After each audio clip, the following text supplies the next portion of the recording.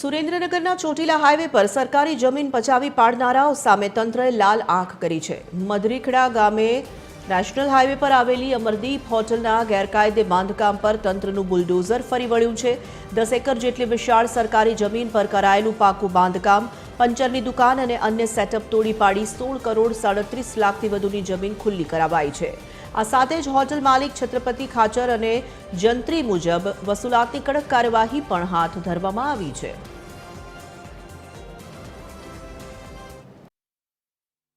પાકું બાંધકામ કરી અને દબાણ કરતા સત્રજીતભાઈ રાવતુભાઈ ખાચર દ્વારા આ જમીનનો ઉપયોગ છેલ્લા 10 વર્ષથી હોટલનું બાંધકામ કરીને કરવામાં આવતો હતો અને જેની કિંમત થાય છે 16 કરોડ 37 લાખ 61 હજાર રૂપિયા। આ તમામે તમામ દબાણને આજે દૂર કરવામાં આવેલું છે અને દબાણ દૂર કરી અને મામલતદાર શ્રી ચોટીલા દ્વારા આ સરકારી જમીનનો કબજો છે એ કબજો મેળવી લેવામાં આવેલ છે।